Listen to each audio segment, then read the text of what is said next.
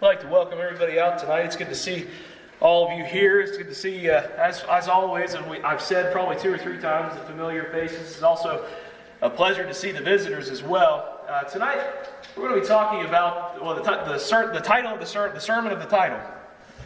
The title of the sermon is off of what I see like day to day, and I actually made this sermon today because I was trying to think. There was a lot of ideas I was trying to pull together, so I don't have a whole lot of time to digress too much on too many points, because this is the thing. Once Friday comes and goes, I don't know when I'm going to see you all again. It took me 6 years to get. I want to say as much as I can in as short a time as I'm able to do it. So life can easily, and this is something that I often do, be compared to a ship at sea. And if you've ever been out at sea, sometimes you get out there and it's like there's nothing around you to pinpoint exactly where you are at, which is what we'll get to in a second. And it gets even worse if it gets a little foggy. Doug Cooper knows what I'm talking about, because there's literally, it's like you can't even see the difference between the sky and the sea because they're reflecting one another, and all you are is just this little island of life out in the middle of this thing, and it's like I don't even know which way to go if I was trying to get home. I don't know which port I'm sailing to, before I get too, like I said, I don't have much time to digress, but I'm going to digress anyways, I guess. But as we go forward, sometimes life, the wind fills your sails, and it seems like it's your destiny to reach your port. The wind fills your sails, and it seems like it's your destiny to reach your port. Like nothing can stop you. Like you can just accidentally have good luck, and everything just works out in your way. At other times, the wind seems to blow against you, and at those times, it's like, okay, I'm not just going to be able to coast through life. I'm actually going to have to pick up an oar and row my way to where I need to go. And still, at other times, we lose our bearings and we don't even know how to get where we want to go, so it doesn't do us a whole lot of good. It's like, whenever you come into your house and you see a mess or something's turned your life upside down, it's like, I don't even know where to start or where to begin with my life. Scenario, we find times that we're caught in a storm having no lucky wind, no ability to row out of it, and no bearings with which to navigate, even if we could. So it's like whenever some kind of news just hits you right in the face, and it's like, well, what do I do now? And a lot of times when we get hit with this type of news, there is not really anything that we can do. So before we go into the main portion of the sermon, we're going to begin by stating this, and I'm going to say this very clearly because it's true. It's hard to hear, but it is 100% true. And once you figure it out, you already knew it. I'm not going to tell you anything new, but it is a little bit frightening to hear, right? Prepare for the storm. The storm is coming. It doesn't matter who you are, how old you are, how much time you think you have left, how much time you think you have left with loved ones. It doesn't matter. The storm's coming. I preach right now and I look down and I see my grandparents. When I go to Pleasant Valley and I preach there, I look down and guess who else I see? I see my maternal grandparents. I'm 31 years old and still have all 4 of my grandparents with me. In terms of suffering, I've had it really good so far. And I don't mean to bring the vibe down. And I don't mean to bring the vibe down or anything like that. But I'm telling you, here's the truth. One day, either my family is going to get a phone call with bad news about me, or I'm going to get a phone call with bad news about them.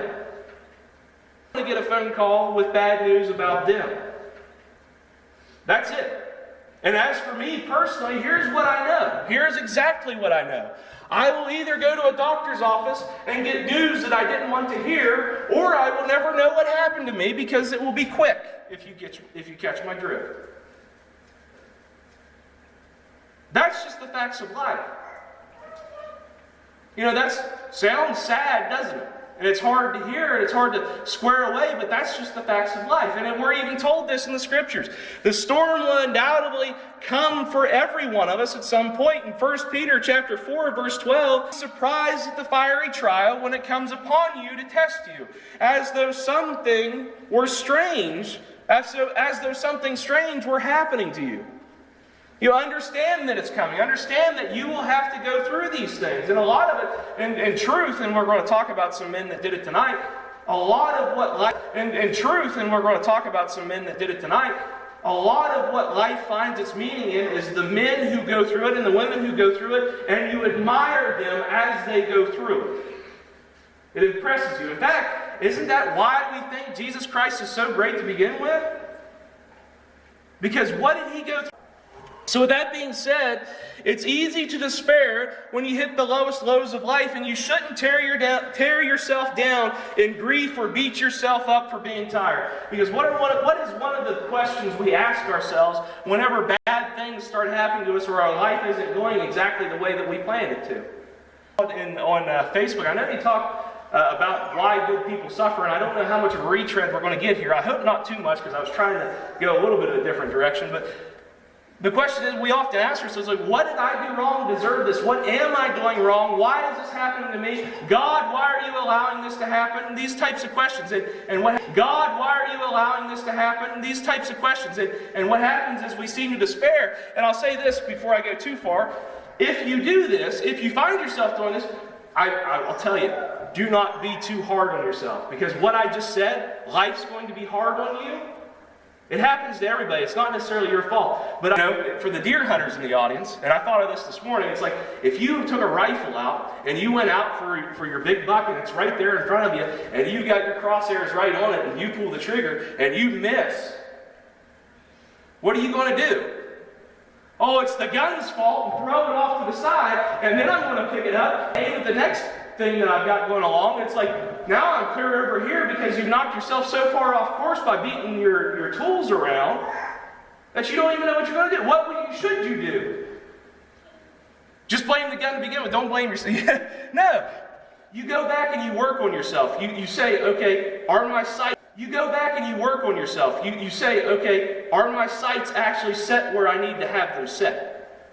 And that's what we're going to be getting to at the end of the lesson. So you consider two men that found themselves in the heart of the storm. The first man is famous specifically for his suffering.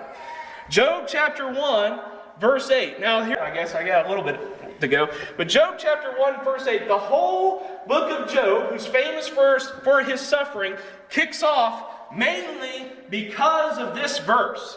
And the Lord said to Satan, have you considered my servant Job, that there is none like him on the earth, a blameless and upright man who fears God, and turns away from evil. So that's why this whole sequence of events gets set about for Job. So if you think about that, it's like, if I ask you this question from that verse alone, in the time of Job, who is the most righteous man on the face of the earth? It was Job. It was Job. So all this suffering, was it because he was a bad guy? No. Was it because he was doing something wrong? No, right? It said, with who among us could share that distinction with Job? To say, I'm so righteous that I could say... Job was an extremely righteous and zealous individual who not only took care to find favor with the Lord for himself, but also for his children. You know, it says in the beginning of Job that he did not only offer sacrifices for himself, but in case his children were out of favor with God, what did he do for them? He also made sacrifices on their behalf. Did it cost them anything? No, it was costing him something, but he wanted to make sure his whole family was taken care of. And suffering is brought upon Job by Satan to test him, and it is during this time, what's your opinion of Job's wife? Good, bad? You know, sometimes I look at this and I'm like, man, we're kind of hard on Job's wife. Because you think about it, not only did Job lose all his possessions, and all of his children. Not only did Job lose all his possessions and all of his children, Job's wife and his health, Job's wife lost her children, her possessions, and her health as well. You know, they went through it together. And sometimes we are hard on her because she utters her most famous, Job, curse God and die. And it's like, man, yeah, what a bad person to give up on life after all that happened to her. It's like, no, it just so happens to be that just because Job was the most upright and righteous person on the face of the earth, it didn't mean his wife was. You know, when you look at the people that came to counsel Job, you have to assume that they were all less wise than Job and all less righteous than Job. And maybe that's why they didn't go through what happens to Job in the book of Job. We often use her as a bad example in times of suffering, and maybe this causes us to feel a bit shameful when we sometimes react like her, right? It's easy to say, you know, it's like, how many times I can speak to people that have families, speak to people that have good jobs, it's like, we get so wound up, and you know, my wife was just telling me, she's like, listen, you know, I should leave it another quote, but I'll just stick with my wife's quotes tonight, because that'll get me, you know, in good favor. But I'll go ahead and throw it in since I mentioned it. There's a Stoic quote, which the Stoics are cool. He who suffers before it is necessary suffers unnecessarily. I don't even remember who said that, but I remember it was said. So now you can say I said it. But anyways, we often use her as a bad example. You're terrible. And how many times do you catch yourself when it's like, I'm tired, I'm sick, I'm frustrated with my children, I'm frustrated with my spouse, my spouse is frustrated with me, and you know, if you're a man, it's like your spouse is frustrated with me, and I don't even know what I did wrong, right? And that's just a joke. Oftentimes, when I'm pointed out what I've done wrong, it is something I do wrong, but it's like, why is life so bad? And then all of a sudden, you're like, hey, I've got it good. They're healthy, they're taken care of, I have a home over my head, a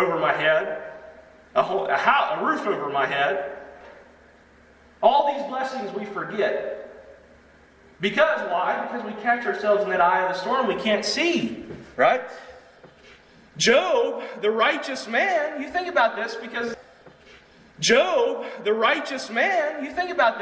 it's like Job, he's good. And a lot of times what we take away from the book of Job was he was going through all this, and through all this, he did not sin with his lips. But as Mike pointed out in the Bible study, Job gets an attitude by the time all this is said and done, and he does wind up in the book of Job.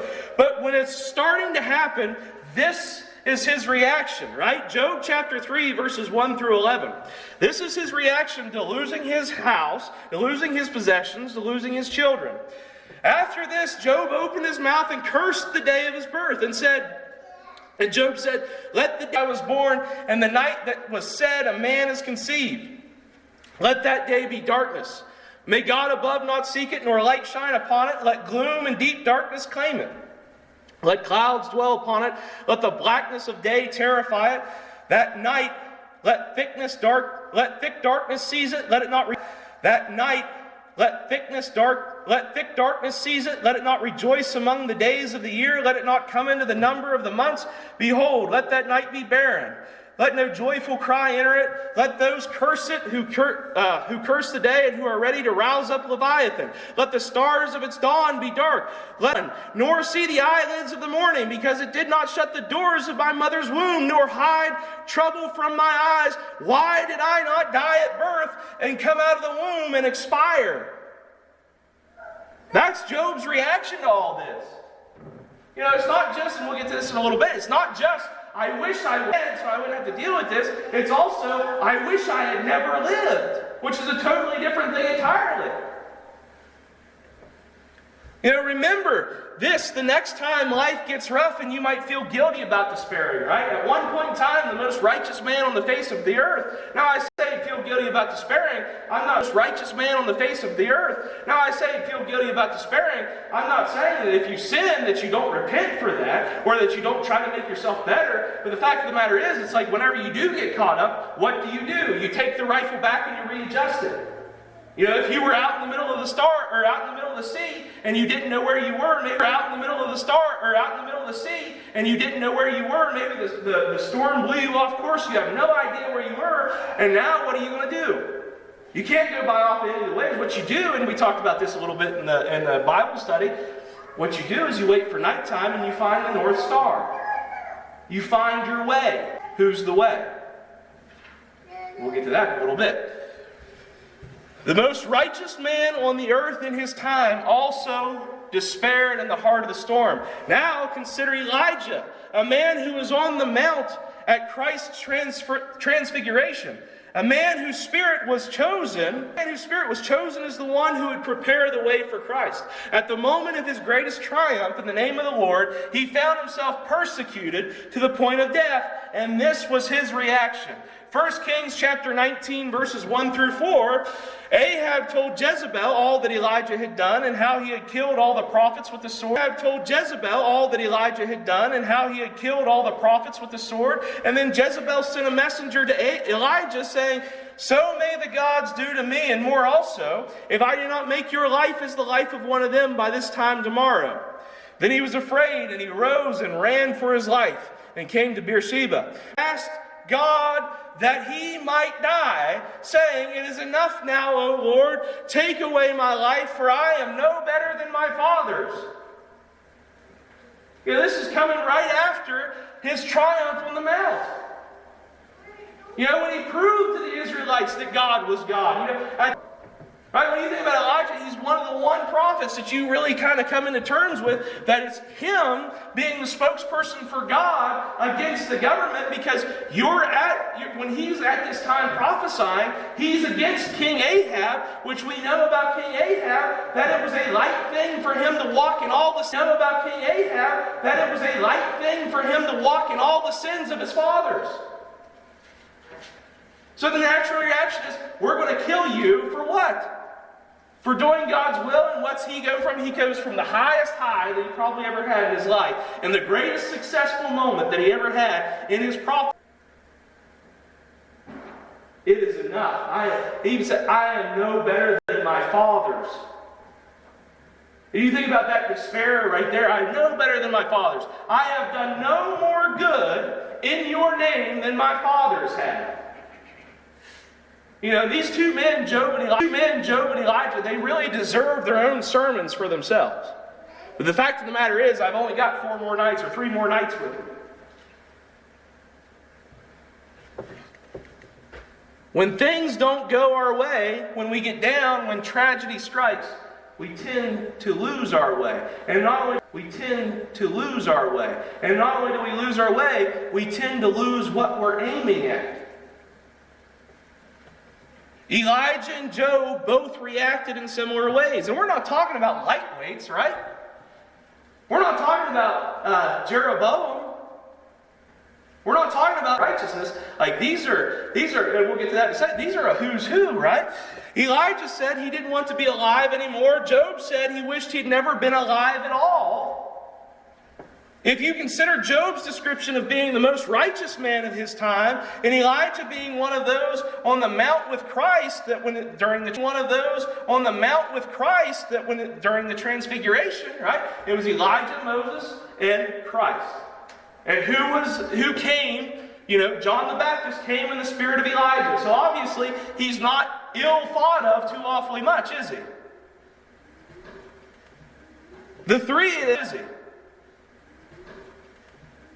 I just did this for all intents and purposes. The 3 of the top 4, when you think about this, 3 of the top 4. And the reason I say this is like Moses. And the reason I think of Moses when I'm thinking about top righteous people is because God said of Moses that there was no man more meek than him on the face of the earth. So he's got one of those face of the earth titles, right? Job, there was no man upright like him in the face of the earth. So he's got a face of the earth title, right? And then you've got Elijah. And the reason I put Elijah in there, because whose company was he going to be talking about? He was keeping the company of Moses, and he was keeping the company of the next one. Number 1, of course, most righteous man ever, was Jesus Christ. So number 1, most righteous man that ever lived on the face of the earth, Jesus Christ. Right? And what that means is something that we don't always conceptualize. It's easy in our head, and we talked about this a little bit last night. No one before him in all the scriptures do you read about a man that lived as well as Jesus Christ did, and nowhere after in all the scriptures do you read about a man who lived as well as Jesus Christ did. And in order to consider how amazing Jesus is, we're going to study an angle of attack that Satan used on him.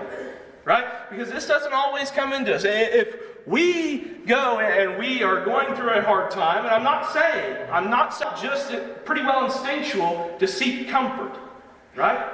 It's instinctual to look for something easier. Look for someone that's going to tell you something easier about your life. Or use comforting words. It's not necessarily a bad thing, but it can be. Matthew chapter 16, verses 21 through 23. Chapter 16, verses 21 through 23. From that time, Jesus began to show his disciples that he must go to Jerusalem and suffer many things from the elders and chief priests and scribes and be killed and on the third day be raised. If you just stop there for a second, that's surely what's going to happen. He knows even more so than what basically he's got a job to do and he knows what's going to happen to him. And with Jesus, it's like, I'm going to do the job anyways. It doesn't matter what's going to happen to me. And if you think about this in terms of Job and Elijah probably thought he was the nails that's going to be driven into his hands and his feet. He knows the lashes that's going to be on his back. He knows all of this. And that's just the physical torment. And that in itself, I could talk to you about for an hour. A very uncomfortable hour, because it's a very uncomfortable topic. Because there's not an uncomfortable topic. Because there's not a lick of comfort in it, to put it bluntly. But this is how Satan attacks him, not just with physical, not just on the physical side of things. And Peter took him aside and began to rebuke him. Oh no, you won't do this. Don't speak nonsense, Lord. And began to rebuke him, saying, Far be it from you, Lord, this shall never happen to you. But he turned and said to Peter, Get behind me, Satan, for you are a hindrance to me, for you are not setting your mind on the things of God, but on the things of man. Maybe you think about what's happening here. Friends, hey, don't be too hard on yourself. It's like, it could come in this form. You feel guilty about a sin you've committed. And somebody comes up to you and they say, Hey, Mike, don't worry about it. There's nothing. From an atheist perspective, it's like, this isn't a bad thing. You're making it to be a bad thing. Let me show you an easier. This isn't a bad thing. You're making it to be a bad thing. Let me show you an easier way. Just don't believe in God. That's a very real temptation, right? Or just say, well, don't focus on it. Don't focus on God anymore. Don't hold. That's one of the things that I've come to learn. That's one of the things that I've come to learn. Christ Jesus is your bar. Not the Apostle Paul, as high as that bar set. Not the Apostle Peter. Even Paul writes that even foolishly, the super apostles, if you remember them, foolishly the super apostles compared themselves to one another. You know why it's foolish to compare myself to Micah Webb or to compare myself to Jay Stevens, who was here last night, or Adam Coons, or anyone in particular? Because, hey, that's not the perfect image. Shy away from that. He's the one we're chasing, trying to catch, right?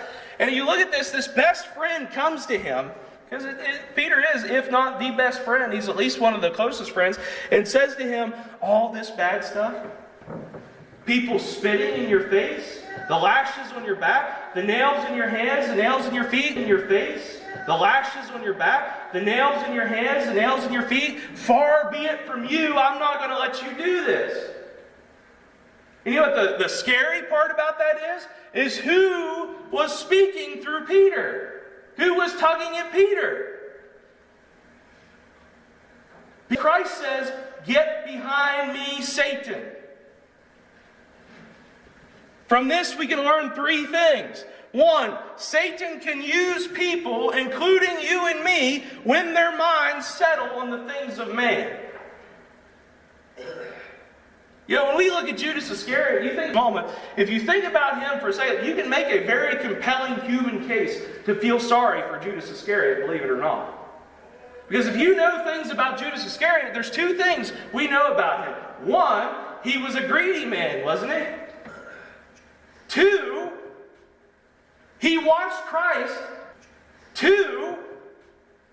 He watched Christ time and time again not get caught by the hands of the Pharisees. Okay? So if you take those two things and the Pharisees say, hey, we'll give you money if you turn him over to us. And Judas is like, yeah, okay, he'll get away. All right? And then he sees what's happening, what's transpiring. What's the first thing Judas does? Take the money back, please. You know, and it says that Satan used Judas, that Satan came into Judas, right?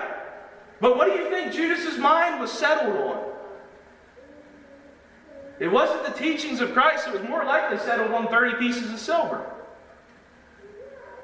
A quick cash and grab, right? And maybe I'm giving him too much credit. And maybe I'm giving him too much credit. But that's the picture I paint in my head when I see Judas. Because it's like, okay, if he hated Christ and wanted him dead, what kind of man hates a man, wants him dead, gets him dead, hangs himself for getting him dead? Satan can use people, including you and me, about the Garden of Eden all the way back then. Do not eat of the tree of the fruit of knowledge of good and evil. Right? For then you will surely die. You will surely die, God said. And what's Satan do? Oh, but that tree looks good for fruit, right? It does look good for fruit. And Satan comes over and he's like, you will not surely die. Your mind. Don't listen to God.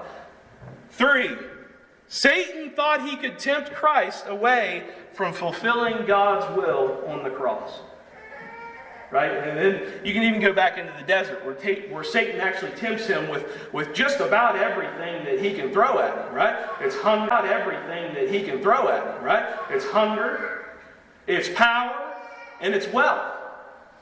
Satan tempts Christ with all these, but Christ doesn't take the bait on that. What's Satan come through immediately after Jesus is telling his apostles, this is what I have to go through? Satan comes through Peter, who Peter's probably doing this out of love. And he says, you do not have to do this.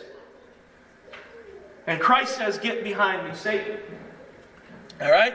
This avenue of temptation was something that Satan tried even up until Christ's death. Remember that Christ possessed the power to stop. Remember that Christ possessed the power to stop his agony at any second and possess the right to do so. Okay, that's something that we oftentimes have to remind ourselves of. Okay, and the reason I have Peter in the ear up there, right?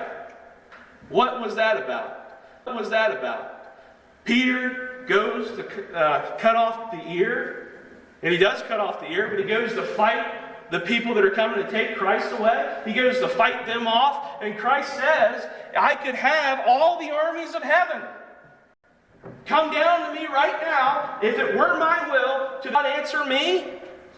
Okay, do you think that offer was off the table when the first nail got driven into his hand? Do you think that offer was off the table when the second nail got driven into his hand? What about the first lash to the last lash? What about whenever his physical form was so weakened that he had to have someone else? His physical form was so weakened that he had to have someone else carry his cross for him. Or finally, when his physical form was so weakened that he couldn't even draw himself up to take another breath. That offer was never off the table. Consider that he already used one of, if not the closest friend Jesus had in using Peter. Matthew chapter 27, verses 33 through 44, and this is when they crucified him, right? And when they came to a place called Golgotha, which means place of the skull, or place of a skull, they offered him to drink, offered him wine to drink mixed with gall, but when he tasted it, he would not drink it. Now you stop right there for a second. Why doesn't he drink that? Especially with the gall in it, right? That's like saying I have a headache, but I'm not going to take any Tylenol. Because he's not going to take any Tylenol. Because he's not cheapening.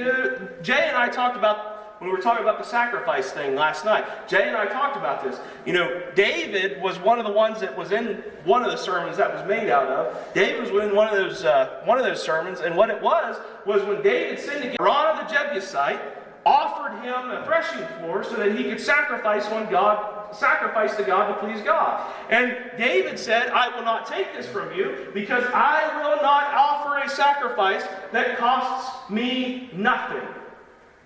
So when Jesus Christ is there and he does not take that wine with gall, he's not galling the pain. He's literally saying right here, this will cost me everything.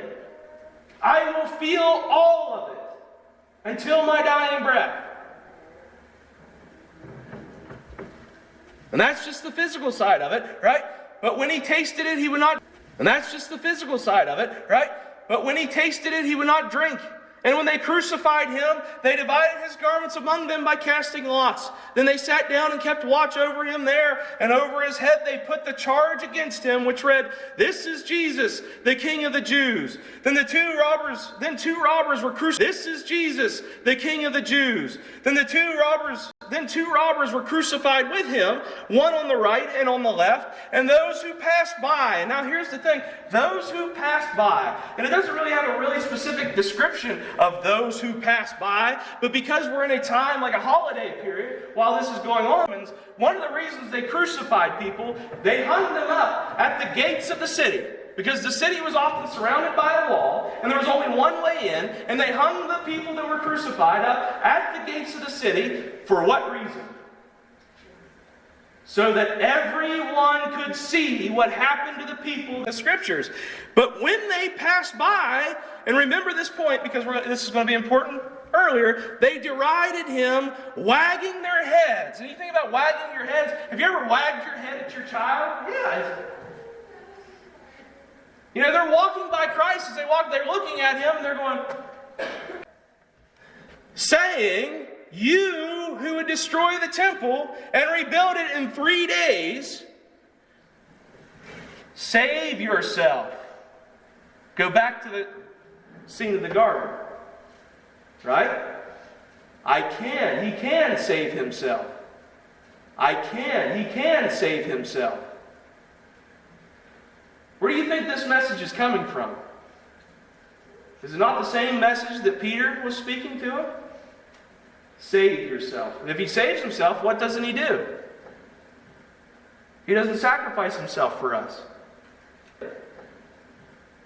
He doesn't sacrifice himself for us. Save yourself just by some random passerby. It's like, one of those things, this where you go through, like if a friend insults, it's even one of the Proverbs, like I know I'm going to butcher this a little bit, but the insults of an enemy are like sweet kisses, I know I'm going to butcher this a little bit, but the insults of an enemy are like sweet kisses, or insults of a friend are like sweet kisses, right? Because it's oftentimes something that you need to hear. Because if a friend pulls you aside, if I pull someone I care about aside and say, "Hey, I don't think it was good that you did this," and you love me and I love you and you know there's nothing to do with you, and they're like, "Hey, you need to do this," it's like, who are you to tell me, right? So there's an added layer to that. It's like, mind your own business, right? Here it is, these passerbys that have nothing in this. As far as they're concerned, save yourself. Come down from the cross. So also, now who else? The chief priests with the scribes and the elders. The people that put him on the cross. That wanted him dead for envy's sake. Because they were not as righteous as him and he stepped on their feet. They were not as righteous as him and he stepped on their feet. They said, oh boy, they didn't say that. He saved others. He cannot save himself. He is the King of Israel. Let him come down and sin God. Let God deliver him now if he desires him. For he said, "I am the Son of God," and the robbers who were crucified with him also reviled him in the same way. And I got this written down here because the robber's plea, the one that was, the difference between the good thief and the bad thief, right? The one who was not going to go with Jesus, right? The one who was not going to go with Jesus into paradise. What did he say? He said, "If you're the Son of God, save yourself and us." Even at the hardest part of Christ's struggle, Satan would would not leave him alone. Think about this. Peter said, more or less, save yourself. Far be it from you that this should happen to you. The passers-by said, save yourself. The chief priests said, save yourself, and then we will believe. The thieves on the other two crosses, well, just the one said this, said, save. You notice a refrain in here that's being hammered into Christ's head while he's also fighting for every breath that he can take? Save yourself. Save yourself. Save yourself. Every second, every hour was a refusal to save himself. It would appear, and this is one of the things, it's interesting, it would appear that Christ had his moment of weakness too, like Job and Elijah, for he cries out in Matthew chapter 27, verse 46, this. And about the 9th hour, Jesus cried out with a loud voice, saying, Eli, Eli, lema sabachthani, saying, or that is, my God, why have you forsaken me? Well, it sounds like a cry of despair, doesn't it? And here's one of the crazier things. That lesson and head of this lesson. Well, I guess I didn't know exactly what I was putting in this lesson, but it's useful that I put that, so I'll act like I planned that out, right? Because I made this one today. From Sunday night's lesson, Christ is who? The Word made flesh. So he knows all Scripture. You know, when it says in the prophets, came to Isaiah, the word of the Lord came to whichever prophet was being spoken about, or whichever book we're in, right? But in John it says, the word of the Lord became flesh. And his name was Jesus Christ. And that's who we're talking about here. Here's what's crazy. Even while hanging, dying on the cross, he's quoting Scripture. And this is going to be lengthy, right? He's quoting Scripture. But this is going to be lengthy because I want to have the whole thing, because I don't want to take any of it out. You know, there's some times where, I know I'm running a little bit long and I can take this stuff out, but I really don't want to because it paints the whole, right? Psalm 22. Give me a breath before I get started. Okay, does this phrase sound familiar? My God, why have you forsaken me? Oh, that's what he just said. Why are you so far from saving me? Oh, that's what he just said. Why are you so far from saving me? From the words of my groaning. Oh my God, I cry by day, but you do not answer, and by night, but I find no rest. Yet you are holy, enthroned on the praises of Israel. In you our fathers trusted, they trusted, and you delivered them. To you they cried and were rescued, and you, not a man, scorned by mankind and despised by the people. Okay? Remember this part. This is why we pointed this out. All who see me mock me. They make mouths at me. They do what? They wag their heads. He trusts in the Lord. Let him deliver him. Oh, that's exactly what they said. Let him rescue him, for he delights in him. Yet you are he who took me from the womb. You made me trust you at my mother's breasts. On you was I cast from my birth, and from my mother. On you was I cast from my birth, and from my mother's womb you have been my God. Be not far from me, for trouble is near, and there is none to help. Many bulls encompass me, strong bulls of Bashan surround me. They open wide their mouths at me like a ravening and roaring lion. I am poured out like water, and all melted within my breast. My strength is dried up like a potsherd, and my tongue sticks to my jaws. You lay me in the dust of death, for dogs encompass me. A company of evildoers encircles me. They have pierced my hands and feet. I can count all my bones. They stare and gloat over me. I can count all my bones. They stare and gloat over me. They divide my garments among them, and for my clothing they cast lots. I realize this too. This is written centuries before Christ was on the face of the earth. But But you, O Lord, do not be far off. O you, my help, come quickly to my aid. Deliver my soul from the sword, my precious life from the power of the dog. Save me from the mouth of the lion. You have rescued me from the horns of the wild oxen. I will tell of your name to my brothers in the midst of the congregation. You offspring of Jacob, glorify him and stand in awe of him, all you offspring of Israel. For he has not despised or abhorred the affliction of the afflicted, and he has not hidden his face from him, but has heard when he cried to him. And you look at that right there, and this is one of the things that just kind of comes to me. He has not despised that right there, and this is one of the things that just kind of comes to me. He has not despised or abhorred the affliction of the afflicted. You know, that's one of those things. It's like, is it because David's being answered here that he's saying you don't despise the affliction of the afflicted? Or is this still about Christ where it's like the afflicted, those afflicted by sin, are afflicting him, but he has not despised them?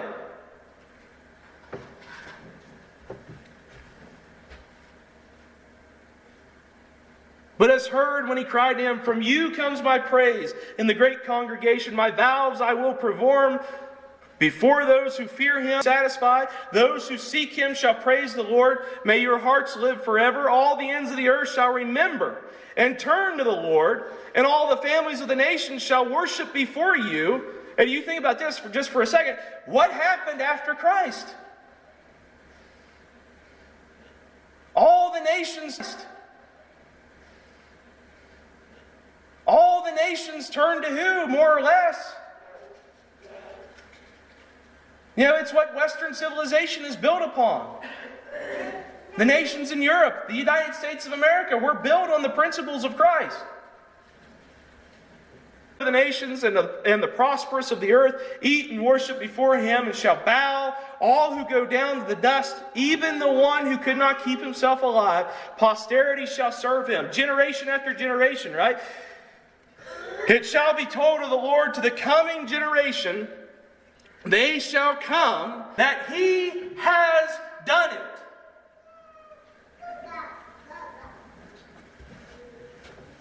John 19:30. He has done it. And when Jesus had received the sour wine, he said, it is finished. It is finished. And he bowed his head. And he gave up his spirit. He showed us that it could be done. That you could willfully walk into it and do the will of your God. To do the will of my God. To take on responsibility not just for your own sins, but also cover the sins of others with love. Cover the sins of others with love.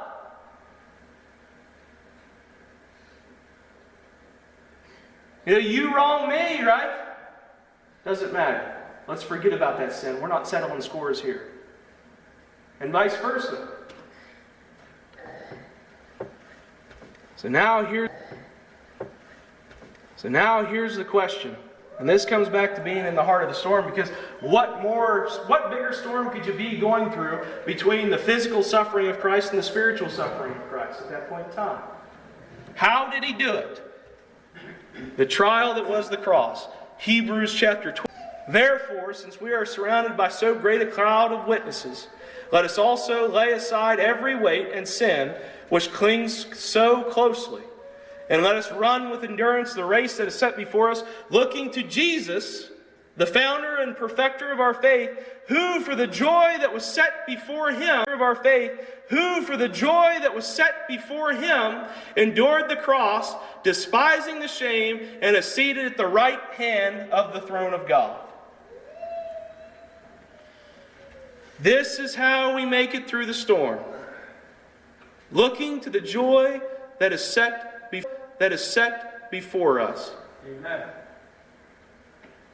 And you remember what I told you at the top of the lesson. It sounded so scary and so dismal, right? That one day you will get the news about your loved ones, or your loved ones will get the news about you, or that you will get the news about yourself. The time's shorter than for a Christian. For the Christian, joy is always set before him or her, even if the storm kills you.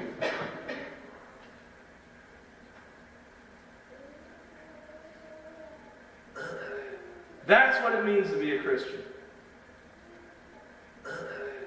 That's what it means to be a Christian. How do you find your way? It's just like if you're in the sea, you find your North Star.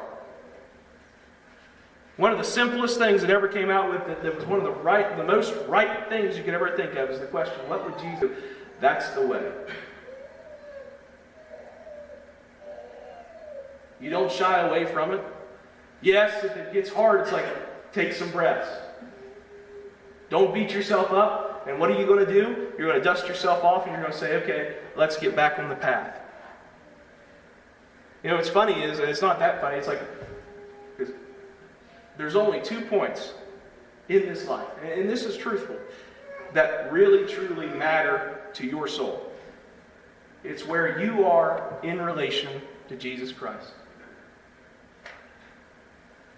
And that doesn't matter what storm. And that doesn't matter what storm you're going through. It doesn't matter what happiness you're going through. Those are the only 2 points. It's the same way as if you're trying to navigate. It's like, where's the North Star? Where am I? And once you know that, you know where you're at. So I ask you, do you believe Christ is the Son of God? Do you believe in His promise of salvation? Do you want to make use of the sacrifice which He made for you? If you haven't done this, I ask the question, why not? And maybe you have done this, and maybe we get away from the way from time to time because, like we said, and here's the thing, you have a Savior that knows for a fact that life is hard. And He is that Father that sits on the hill that waits for you to come back at every step and turn. If you need to make use of either one of these opportunities in a public manner, we ask you to do so now.